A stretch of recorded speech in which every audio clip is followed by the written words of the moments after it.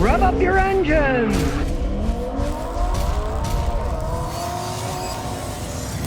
Well, the feds still want more answers from Hyundai and Kia. It's been 6 years they've been investigating their stupid engine fires. They had to recall over 3 million vehicles. 2019. They set aside $760 million as their fund to pay for the problems. They're still investigating it. They did not build the engines right. They can lock up. They can start on fire. They can strand you in the middle of the highway. Not a great place to be stranded. And since it was 3 million cars, hey, they're popular models, of course. 2011 to 2014 Sonatas, 2011, 2014 Optimas, 2010 to 2015 Soul. Now, these are the 2.0 liter, the 2.4 liter four-cylinder engines. They did not build them right. They didn't resolve it. There's still plenty of these vehicles on the roads that they didn't fix. And now they're saying the recalls weren't sufficient, didn't fix them right. Because, of course, to do it right, they'd have to replace all the engines. They're not going to do that. I had customers with them, and they tried this crap of, well, we reprogrammed the software. And one guy, they gave him a new block, but they used the head over. And this is a vehicle that had 250,000 kilometers on it. Of course, the head's worn too. Well, that's not part of the problem. We're just going to replace the block. It'd be like doing brain surgery, and they don't do anything about any of the other problems you got. Just, we're fixing this one thing, but that activates. Well, don't worry about that. We just have to recall it for this. That's what they said was wrong. Now, they already paid $137 million in fine because they didn't act fast enough to recall 1 million vehicles. Well, now they've recalled 3 million. And they say, of course, Kia and Hyundai, oh yes, we want satisfaction for our customers, blah, blah, blah. They've never made great vehicles. They probably never will. It's obviously an endemic problem with Kia and Hyundai. They own each other. It's basically one company. And they're poor quality cars. It's just the way that it goes. Saw a guy the other day had 50,000 miles on his and the engine went out. And it was a new one. Wasn't these older ones. They just don't have the quality. Take my advice, stay away from them. They don't hold up over time. If you want the best bet, get a Toyota or Honda. Don't throw your money away on a Korean car because they're not going to hold up as long. They just don't build them as well. Silva says, got no 6 Honda Accord. Does it have excess oil pressure? The dipstick pops out and oil's dumping out of the PCV valve, although it's not leaking. I assume it's excess oil pressure. What can I do about this? The first thing you want to do is change the PCV valve, because if it's shut and not opening right, that builds up pressure. It'll pop the oil stick out of its hull. Now, oil pumps sit there and they spin. The reason you get excess pressure is exactly the opposite of what most people think. It's because something's clogged up, and you may think it's clogged up, it won't have enough pressure. Well, yes, it won't have enough pressure after where the clog is. If you got a line that's clogged here, after that line, you're going to have low oil pressure, right? But before that, it's going to have too much, because it's like blowing.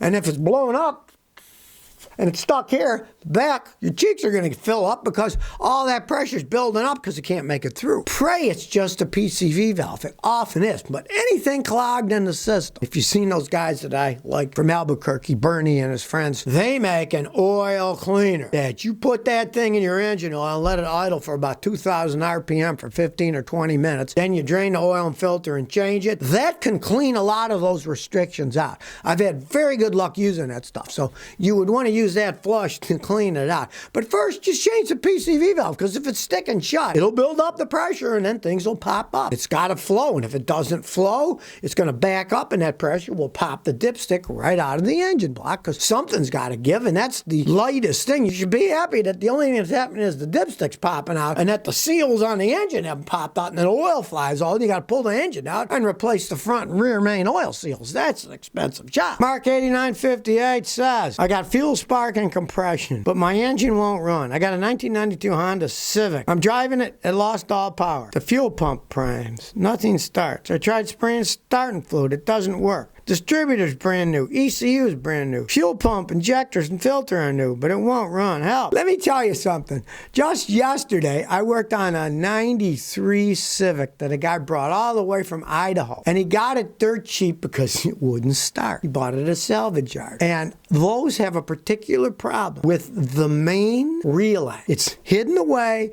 You got to take the bottom of the dash apart, up above your driver's knee. There's a main relay there. I'm sure the Honda dealers still sell them because they had nothing but problems. Take that apart and put that new relay in. 99% of the time, that will fix it. Kind of ironic that you asked me this, because I just worked on a 93 Civic yesterday. I mean, they're old as the hills, but it was still running perfectly fine, and that's why the guy got it cheap, is because that main relay went bad. So get that main relay. It'll probably fix it. I've seen that a zillion times on those things. Back in the day, I changed them all the time because it was a problem that Honda had back in the 90s. And all the good mechanics knew, oh, that's hitting way up in there, go in there, change it, and it'll fix it. Then it would. Alaskan 100 says, what's the best all-wheel drive minivan for road trips and driving in the snow? We live in Alaska, but we're going down to Arizona. We want to buy a minivan. Our budget's $10K or less. You say the Toyota Sienna is good. Are there anything else? It's not just all-wheel drive. The most important thing is the tires. If you have an all-wheel drive van and you got regular tires on, you're better off having a front-wheel drive van with snow tires. Most driving in snow has more to do with your tires than your drive system. Now, if you put 4 snow tires on an all-wheel drive,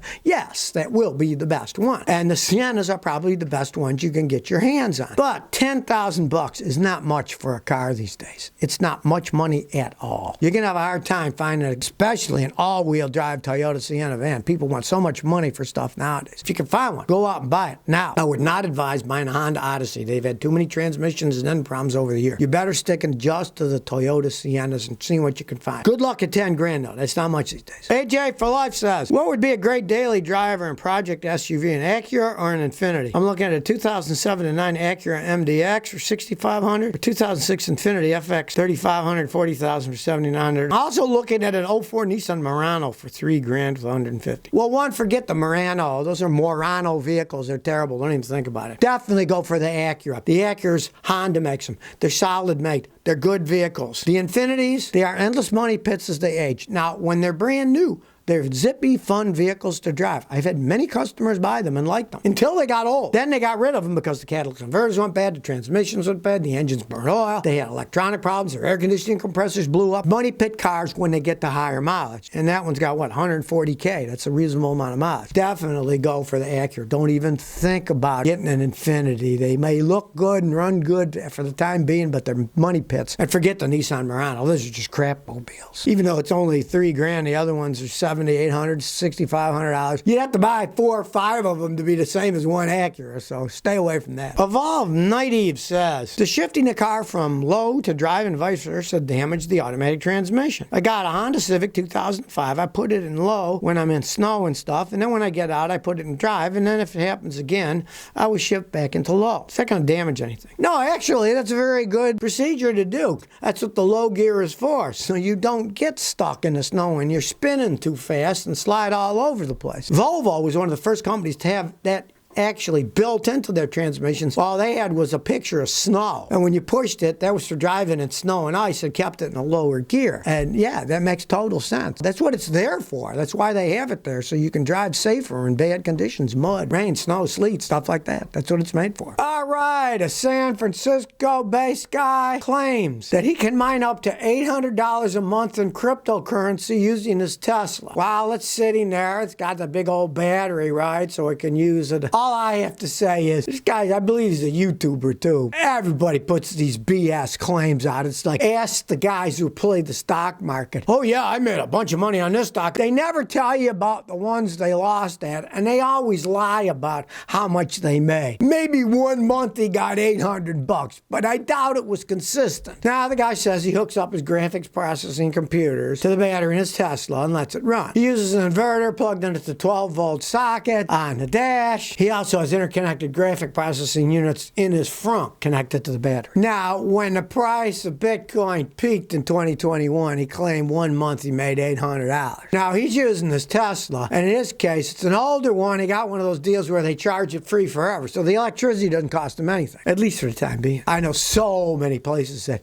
I have gotten things that said, lifetime free updates, blah, blah, blah. And then a few years later, they start charging $800 a year to update stuff. So I don't know if I trust that stuff. Now, the guy claims that during 2021, he averaged between 400 and 800. So right there, 400 is probably more what he was making. So he can cut the 800 in half. He has a Tesla Model S. He's lost so much money in that Tesla Model S. I had a neighbor in Houston. He bought a used Model S with $15,000 100,000 miles on it for $45,000. The original guy paid 125 grand. So, and of course, you know, that everybody's always claiming stuff to make themselves look bigger than they are. Bad investment.